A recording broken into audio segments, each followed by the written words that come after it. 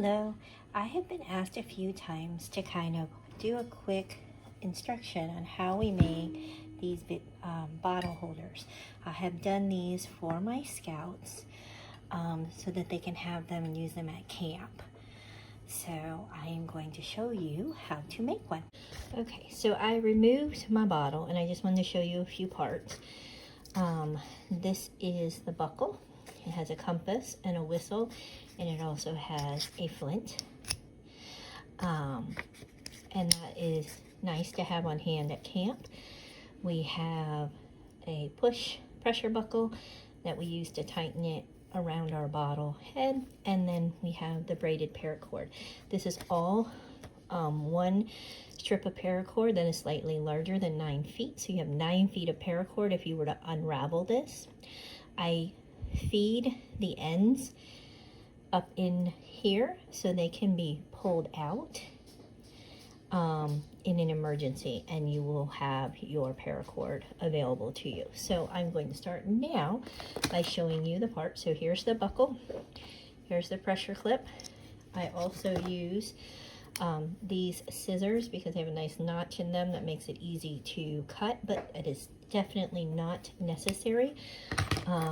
A couple other things that make life easier is a strong needle or a paracord needle to help thread those ends up into the end of the bracelet. So we're going to start with 110 inches of paracord. The ends are slightly melted with a match. If you are a child watching this, please make sure that you have an adult melt the ends. That's important, and to make them as narrow as possible so they can go through the buckle. So the first step is to fold it in half. All right, so we found the midpoint of our rope here. Gonna slide in our 2 ends, or you can slide in the midpoint, whatever you find is easier, into the front. Actually, sorry, into the back of what I consider the bottom of the buckle.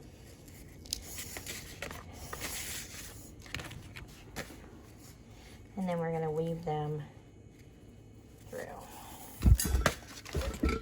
Whoops. So I consider the bottom of the buckle the compass portion, the whistle on the top. It's just my preference, doesn't really matter. So now I have that all done. I want to make sure my ends are still fairly even with one another. And I'm going to put a knot behind this. And that just makes it a little easier to sit in the groove around the bottle. Some bottles have grooves on them. So we'll go ahead and knot that.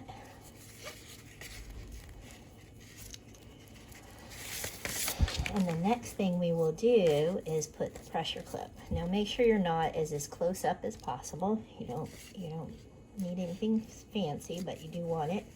Now you're going to try to keep it level in the same direction so that you can put your pressure clip on and it goes in the direction you want it to. Now I prefer my pressure clip button to be up. So that means when it's around the bottom bottle, it's facing the ground, but it's upwards in the same direction as the buckle. So I have my 2 pieces, and I'm going to put that on there. So if I did this right, I'm going to pressure that, stick one in, hold it down again, press it in.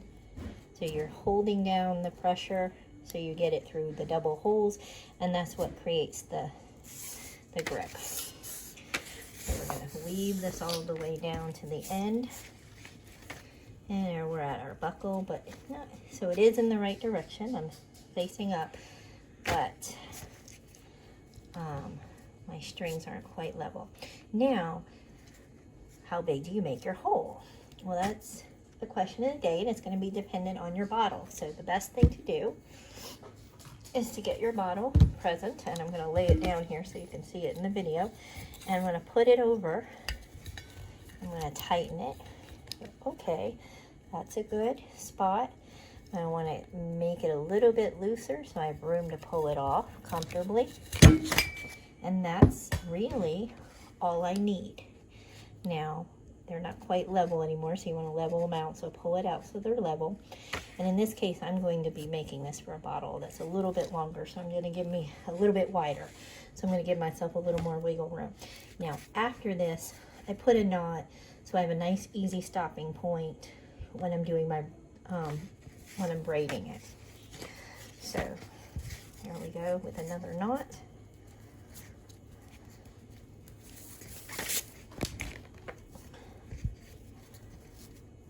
Again, making sure everything's still looking pretty level as far as the strings being even.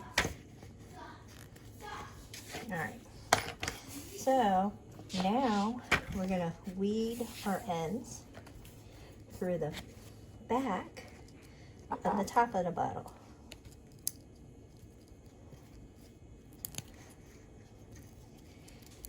And then we're going to, oops, that one's not cooperating anymore.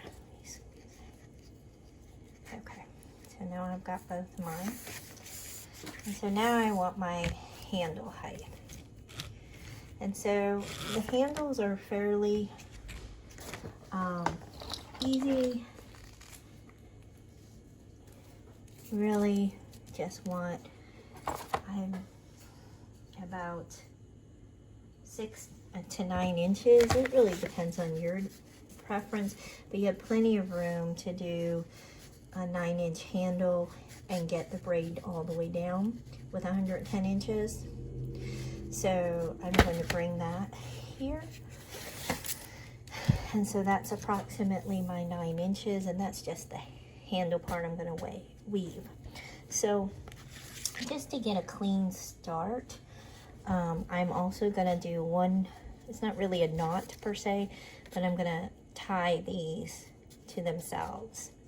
So I go around the outside and in, and that's just so that the paracord comes out in a good angle to begin the design. So it's sticking out to the side and up. And so I'm going to do the same thing here. And then of course you've got to make sure again that your straps are even before you get started.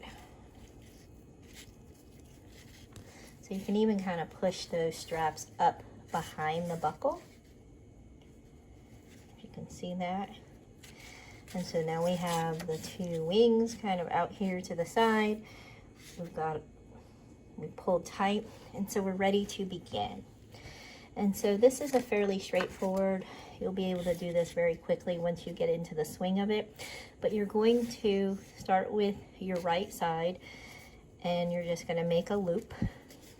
You're going to kind of make this little loop, and the tail is going to come through the other, behind your two center pieces.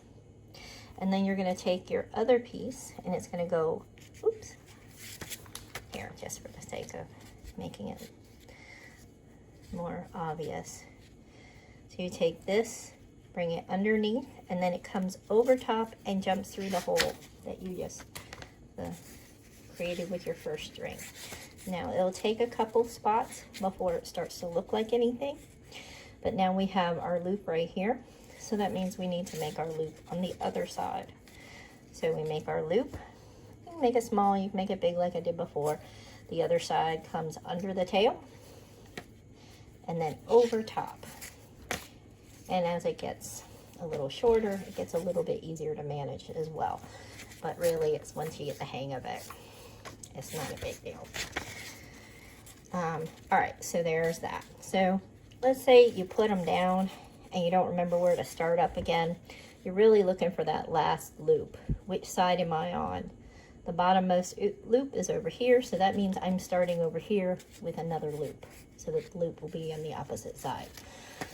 So the loop open, the other one comes underneath the tail, and then comes over top and through the loop.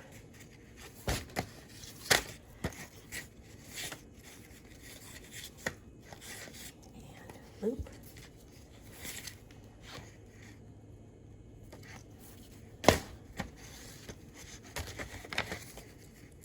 Now you're starting to see the pattern you're probably used to seeing on paracords in the store.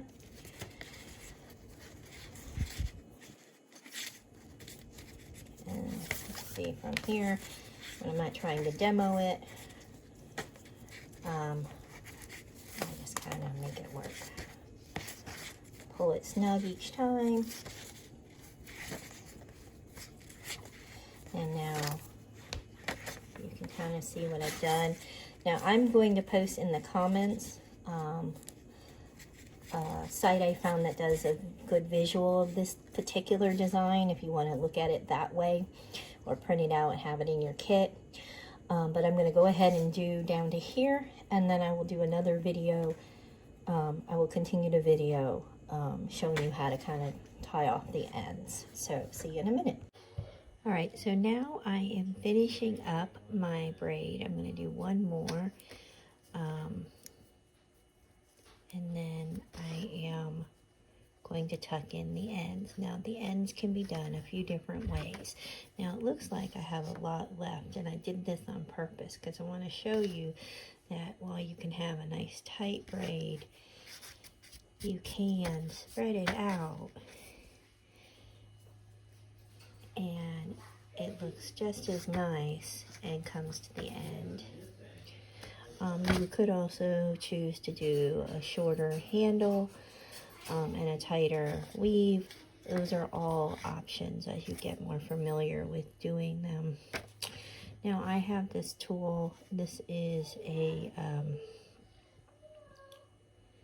Paracord Needle, but you could also simply trim these ends and mount them right here, because they're not going to get the pressure of the band, and you'll still be able to pull them out in an emergency.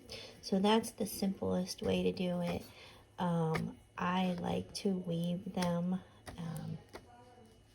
up through 4 to 6 sections. So we're going to try and do this without catching any. There we go. So I'm going to pull this one in because I went ahead and did that before I stuck the end of the paracord in, because my paracord is on the short end right now. So pull that, put that in there, and then pull it through, and then you would trim it. I'm going to do that with this other piece as well.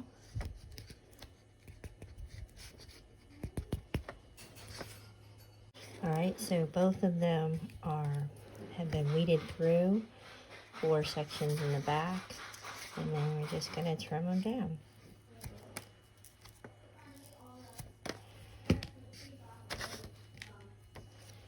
And you can kind of melt them in so they're not as obvious, and it kind of just adds an extra hold to them. And there's your handle.